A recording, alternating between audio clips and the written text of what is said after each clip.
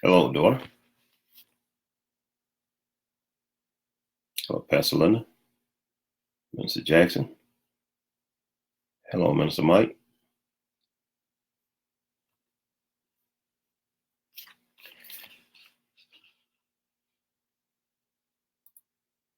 George.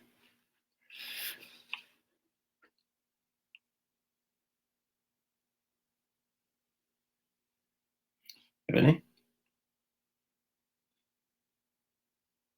Kim.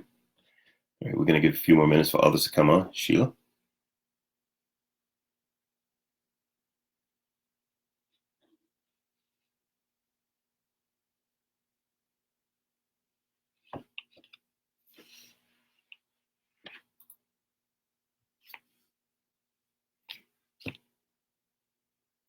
All right. We'll wait for a few more minutes. It'll only be a short wait for us.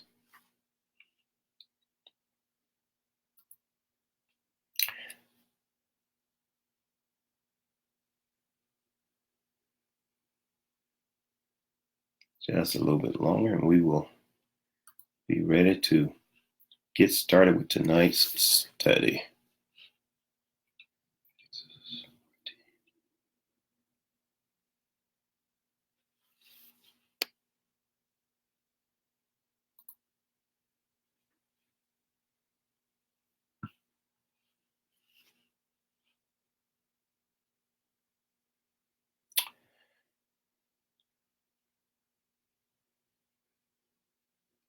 Welcome, Deborah.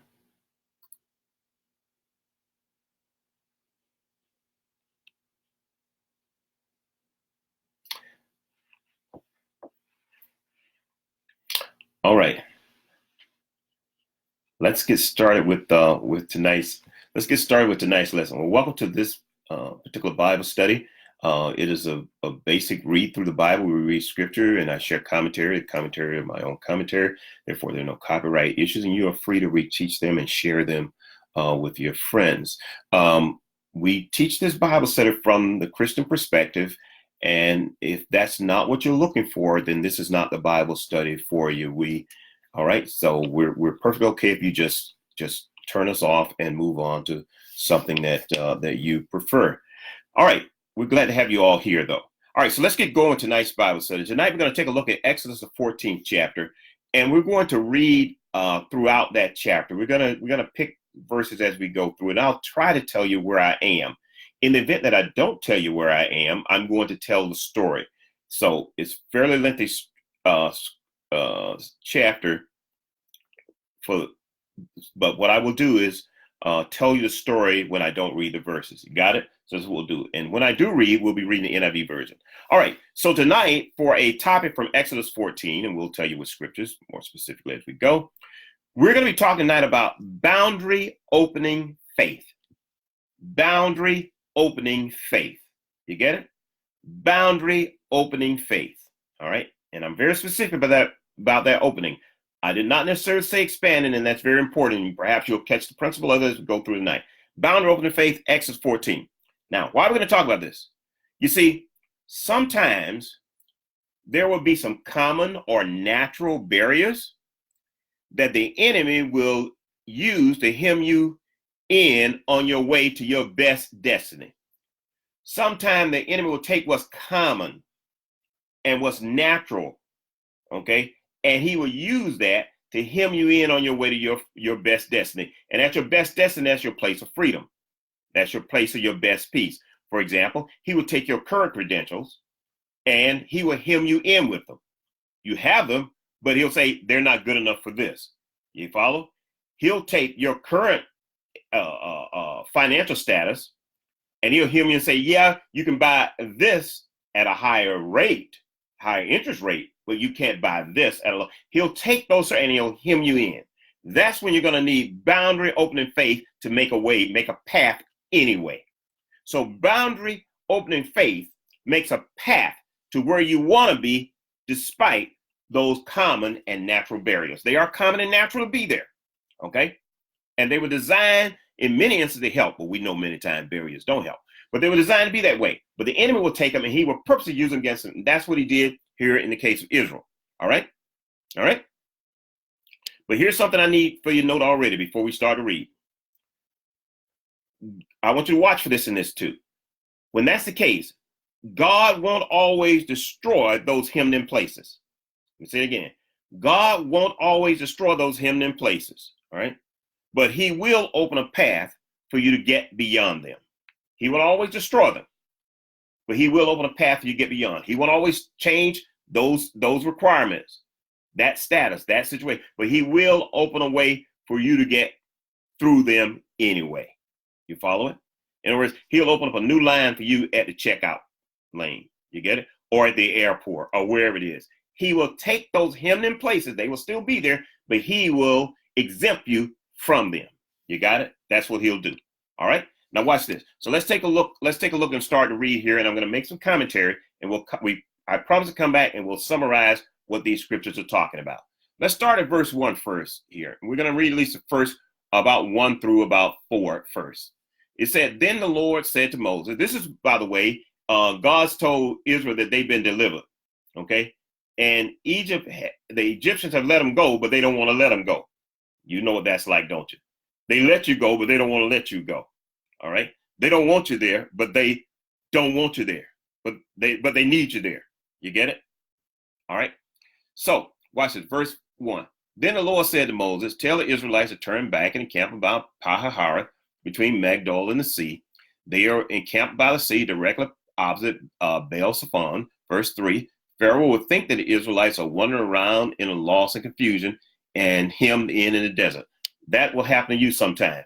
Where the Lord is taking you sometime will look to the enemy like you don't know what you're doing. Let me say that again. Sometime when the Lord is taking you the route the Lord is, it will look to the enemy like you don't know what you're doing. You don't have to know what you're doing when God is doing it. Let me say it again. You don't have to know perfectly what you're doing when God is doing it. And that confuses the enemy because he thinks you're an idiot. You're not an idiot. You're just trusting God. Hashtag already, I'm trusting God. So boundary opening faith is that faith that lets you trust God when it doesn't look like you know what he's doing and you're getting laughed at and talked about. How dare you ask for that? How dare you expect that? Who are you to think that can happen for you? The enemy is talking about you and laughing at you. All right. So then, and they hardened the hearts of Egypt and they pursued after them. So the Israelite did that. All right. And so as soon as that happened, guess what? The enemy came after them. We're going to get ready to drop down to verse 10. The enemy came after them with all the chariots and all their force. And that's what's going to happen to you. When the enemy think you don't know where you're going and what's going on, they're going to come at you and you're going to see all kinds of posts on Facebook. You're going to see stuff, people talking about you never thought would talk about you and saying things about you didn't think. Did you know so-and-so did this? No, they didn't. Yes, they did. Did you know they built a church out there where ain't no people that even go to church? No, they didn't. They started a singing ministry and you know they can't sing in the first place. I don't know how they thought that. That's what will happen. Don't worry about it. Hashtag, I ain't worried. And I said it like that. I ain't worried. Why? Because I'm going to operate with boundary opening faith. I'm going to operate with boundary opening faith. Drop down to verse 10. Now the enemy is coming after them. As Pharaoh approached, the Israelites looked up and they saw the Egyptians marching after them. Verse 10. They were terrified and cried out to the Lord. They said to Moses, was there not any graves in Egypt that you brought us out to the desert? Didn't we say to you in Egypt, just leave us right here and we'll just make do with what we can? Let me tell you something. Sometime when you are on your way to victory, you are on your way to your destiny and others are traveling with you, it's hard for them to catch the vision. You get it? It's hard for them to catch the vision. Don't let it sweat you. Don't sweat it. That's just the weakness in their faith. Don't you be weak. You hold on to boundary operating faith. All right? And here's something else you need to know. Let me say this to you. In the midst of your escape, in the midst of moving towards your deliverance, you don't have time to try to teach anybody their ABCs. Just grab them and go. You get it? Many of you are going to hurt your own future someone that's afraid, trying to teach them the principles. They need them. I'm not saying they don't need them, but you're going to try to teach them some principles that they can't grasp right now. They can't grasp certain spiritual principles when they're operating with fear. Let me say it again. People can't grasp certain operating principles of faith when they are walking in fear. In those cases, you just got to keep leading them and let them follow. Keep leading them. They'll catch up with you after a while. All right. So they're a bit afraid. Verse 13, Moses said, he answered, do not be afraid, stand still, and you will see the deliverance of the Lord. In King James says, stand still and see the salvation of the Lord. The Egyptian you see now, you won't see again. The Lord will fight for you. You can just stand still. And this stand still means stand still until God opens your next path. Let me say it again. This stand still means stand still until God opens your next path. And when he makes it, you hit it hard, baby. You go through it. As soon as God opens your next path, you have your book bag on your shoulder. You got your feet, your shoes on your feet, ready to go. You be ready to move. And that's what this means. Stand still means I'm waiting to see that door open. Some of you need to look out right now. Take a look over your shoulder. That door is opening. All right. So he said, the Lord will fight for you. All right. Then the Lord said to Moses, verse 15, why did you cry out to me? Tell the Israelites to move on. Raise your staff out over your hand, and I'll talk about this a little bit later, and go through the sea on dry land. And when he said that, verse 21, so God told him, here's something you need to understand. God is going to have a prophetic word for you toward your destiny. And because he's given a prophetic word, his prophetic word opens the path. His prophetic word opens the path. That's what God's doing. The angels came down and opened the path. All right. Watch this, verse 21. Then Moses stretched out his hand over the sea, and all night the Lord drove back the sea. He divided the obstacle. Let me say it again. God doesn't always destroy the obstacles. He will often divide them. And then he'll use that same obstacle to keep the enemy off of you. The same thing the enemy thought you were hemmed in with, God will use it to deal with the enemy. All right. Let's see. He stretched out a hand and God kept it back. Let's drop down. Verse 23. Then the Egyptians pursued them with everything they had. When the enemy comes after you, he's going to come after you with everything you had. That's why you need to move out with everything you have in God. You need to always move out with everything you have in God. All right. So after Israel's through the sea, let's read verse 26. The Lord said to Moses, stretch out your hand over the sea so the waters may flow back over the Egyptians and their chariots. Moses stretched out his hand, and the waters flowed back and covered the chariots and horses. The entire army was destroyed. Verse 29 said, but the Israelites went through the sea on dry ground with a wall of water on the right and on the left. That's what God will do for you too. You see, boundary opening faith will let you walk through the midst of your obstacles. Your obstacles will be there, but you get to walk through the obstacles. The standards and requirements will be there, but you get to walk through those for whatever reason. Okay. For some reason, you found yourself in a situation in need of deliverance from those. We don't always know why you got there, but you're there. But the path, God is going to open it simply because he sees you there. All right. All right. Yeah. All right. So notice what God did here. God took this and he temporarily opened a path for them, right? And he closed it back. Here it is. And Israel was momentarily in fear. So they're momentarily in fear. And watch this. God temporarily opened a path. What's my point? God's temporary is greater than your momentary. God's temporary is greater than your momentary. God's temporary what? Whatever it is. God's temporary blessing is greater than your momentary fear. God's temporary opening of your path is greater than anything. That moment you had of fear, you don't have to fear anymore because you're walking with boundary opening faith. You get it? That's where they were. They were momentarily afraid, but God temporarily opened a way for them. But it was a way that he didn't need to leave open because now he has the enemy destroyed behind them a barrier between them. He's putting them in their destiny, and that's where he's going to expand their territory. That's for another time. You get it?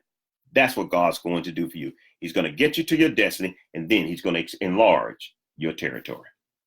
All right? All right. So now, boundary opening faith, all right, is what I call speak and go faith. It's what I call speak and go faith. In other words, when it's spoken, you have to move then. But it's not going to open until you move. You get it? That's why many people haven't seen their destiny, because they speak it and they're standing back looking and staring. Well, it's going to sit right there and stay closed until you move. And here's why. If it opens before you move and you get afraid, someone else is going to rush in on your destiny and going to interfere again. So God leaves it closed until you make your faith step. Somebody say, it's time to make a faith step. You hear it? It's spoken. Now you've got to make the faith step. You get it? That's what happened with Israel. When they heard it, it got spoken, and they made the faith step. Time for you to do it. With that, let me share with you 5 principles that we want to make sure you hang on to that come from this scripture, particularly since I read it at a pretty good pace. Hopefully you're getting this tonight. We're talking about boundary opening faith. That faith is when those natural or common barriers. So we're not talking about downright evil stuff. These were all natural and common barriers. You get it? This wasn't like some grand plan of the enemy. Oh, we're going to put the Red Sea there for them. We're going to put the mountains on the right and the mountains on the left. We're going to put, you get it? This was natural, common, but the enemy used them, and God turned it around. 5 principles of boundary opening faith. Ready? Principle number 1, being closed. Being chased. Okay, number 1, being chased doesn't mean you will be captured. Being chased doesn't mean you will be captured. You might be being chased, but that doesn't mean you'll be captured. Some of you know you're being chased, but I speak to you right now, you won't be captured. All right? You just keep moving. Number 2, it's going to sound similar. Being hemmed in doesn't mean destroyed. You see, sometimes you can be chased, and then sometimes you can be hemmed in. So being hemmed in doesn't mean destroyed. Just because you're hemmed in doesn't mean you're destroyed. Everybody take a deep breath. Take a deep breath. You have another chance for your miracle, for your victory, just because you're breathing. Hallelujah. Okay? If you're breathing, this is a good chance for you to claim your miracle, and claim it by boundary opening faith. All right, number 3.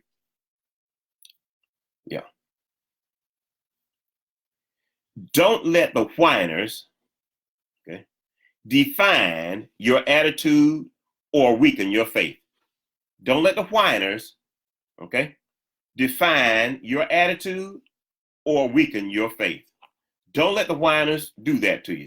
Sometimes the whiners will want to define your attitude, will have you nasty and everything. Stop being nasty with people who whine. Smile and move on. You don't have to show your neck moves and your finger pop. Let it go, people. Don't define your attitude based on those whiners. Don't let the whiners define your attitude or weaken your faith. The only way your attitude shifts and your faith gets weak is you let it, not them. Number 4, that was number 3. Number 4, speak and listen with a prophetic voice. Speak and listen with a prophetic voice, not a defeated mouth. Speak and listen with a prophetic voice, not a defeated mouth. Some of you have a defeated mouth. That's why you're not getting anywhere. Okay? You follow? All right. Number 5, realize, and this is very important. Number 5, critical. Number 5, realize that you can only see the manifestation of your victory on the other side. Realize that you can only see the manifestation of your victory on the other side. They couldn't see what was on the other side of their barrier, the Red Sea. You get it? You can only see the manifestation of what God has blessed you with on the other side. You have to learn to be comfortable with that. All right? Got that? All right. Then let me move on and give you a definition then of what we've been talking about tonight in terms of boundary opening faith. All right? All right? That faith is going to let you get past those common and natural barriers. Your health may have now become a common and natural barrier, but you're going to still preach the gospel. You're going to still praise the Lord. You're going to still raise your children. You're going to still work as long as you want to work. I decree you're going to still have a fresh and right mind. Alzheimer's cannot handle you. I know that's common to men and people of age, but it can't touch you because you have boundary. God's going to give you a boundary, an opening in the midst of your sickness. All right. With that, here comes your definition. Ready? Boundary opening faith is faith. Watch this. Yes, watch this. Is faith that motivates God to send a physical miracle, all right, that escorts you from a position of potential defeat to a place of peace in the land of your destiny. Let me say that again. Boundary opening faith is faith that motivates God to send a physical miracle. You're going to physically experience it. A physical miracle that escorts you from a position of potential defeat to a place of peace in the land of your destiny. And that's where your best life is going to begin. Ooh, glory. Somebody hashtag ready for my best life. Right? You got that? In other words, God refuses to let the enemy consume you on your destiny journey. God refuses to let the enemy consume you on your destiny journey. You're on a destiny journey and God is not going to let the enemy have you. It feels like it only because he's breathing down your neck. He's chasing you. Those bills are chasing you. That no good man or woman's chasing you. You get it?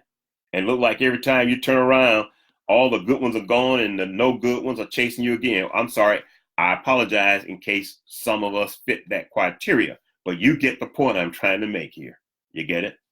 It just feels like defeat. You're not defeated and you won't be defeated. Okay? Because you're going to take on a spirit, okay, that lets you have your victory, lets you have your miracle, lets you experience walking a path through that hemmed in place. Some of you have hemmed in situations in your marriage, in your family. You're hemmed in your ministry, in your career. You're hemmed in. But I decree and I declare there's a path. Now you get up by faith and you walk toward that path, regardless of what everybody else says is possible. You act like you are going to have it and God is going to deposit it in you. Here's how we create that kind of spirit. You've got to set your spirit, tune up your spirit. Okay, somebody hashtag that for me. Tune up your spirit. You've got to tune up that spirit. Ready for that tuning fork? Ready? All right. Here's how you tune that spirit. All right, so you can walk with this boundary opening faith. Number one, 3 ways to tune it. Ready? Number 1. And they all say don't. And they all say don't underestimate. Ready? Don't underestimate your current position. Don't underestimate your current position, your current credentials, your current knowledge, all right? Your current location. You follow? Your current circle, your current whatever, wherewithal. Don't you dare underestimate it. Moses had the stick in his hand all position. They were standing at the Red Sea. And the Red Sea was going to be the path to their victory. Some of you are standing at an obstacle. And that obstacle is going to be the path to your victory. That very person who cannot stand you at work are going to be that person going to be the very person that speaks highly of you because they're going to respect you. They don't always like you, but they respect you so much that when someone asks about you, they got to say, well, we didn't get along very well, but let me tell you something. Best employee we ever had. You follow? You at the right position. Somebody say, I'm right. I'm at the right position. Number 2, don't underestimate your current provision. Don't underestimate your current provision. Moses had the stick in his hand. He had what it took to provide for him in his hand. He had the stick in his hand. He had faith in his heart. You get it? You have that too. Don't you underestimate that. With that, you will be successful. And number 3, here you come. Watch this. Don't underestimate your now prophetic word. Let me say it again. Don't underestimate your now prophetic word. Some of you are asking for a prophetic word to get you somewhere 10 years from now. If I can get to tomorrow, I believe I might be able to figure out the next 9. You get it? That has to be your attitude. Somebody say, well, what are you going to do if you buy that car? Well, if God bless me with the car today, I believe he'll show me how to get through the next payments. You get it? Some of you are missing your now prophetic word for something way down the road. They need a now right then prophetic word. And some of you are sitting in a situation where you need a now prophetic word. Huh? Somebody will hashtag come now. Come now. You need a now prophetic word. And God's going to deposit one for you. Do not underestimate that now prophetic word. All right? If you look around today, many prophets, many people who are prophesying, they're prophesying, they're telling you, next year this time you're gonna have $1 million. I'm broke today. I need my $1 million when I wake up tomorrow morning. I need a now prophetic word. And there is a now prophetic word for you tonight, and that is that your boundary is opening right now before your eyes. Walk through it. All right? All right? In other words, don't discount the journey you're on. Don't discount the journey you're on. That's many times, in words, that's where many people make the mistake. They underestimate the journey and discount the journey they're already on. God will take that journey you're on and he will turn it into a miracle. He will turn you into something regardless of what anybody else says. So don't discount the journey you're currently on. All right? You see, I believe tonight that you're standing on the verge of your breakthrough. In other words, you're one miracle away from your destiny, folks. I believe that tonight. And all you need to do is activate your boundary opening faith. And I taught you how to activate that tonight. Don't underestimate your current position. Don't underestimate your current provisions. And accept that now prophetic word. Not all obstacles will be destroyed, but they don't have to be. As long as God divides a way and makes a way for you to go through, it's good enough to get you to where your destiny position is for your best freedom, your best peace. And that's what boundary opening faith offers, is a chance to live your best freedom, your best peace.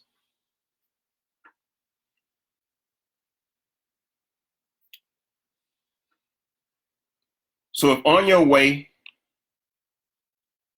through your next territory, you find yourself hemmed in or cramped in, and yesterday is chasing you and look like it's going to overtake you, stretch your boundary opening faith and believe that the victory is on the other side of what you're facing. Your march to destiny won't be obstacle free, but a miracle will take you through it. This is Dr. Anthony Revis, Faith Ministries Church, Midland, Michigan, USA. God bless.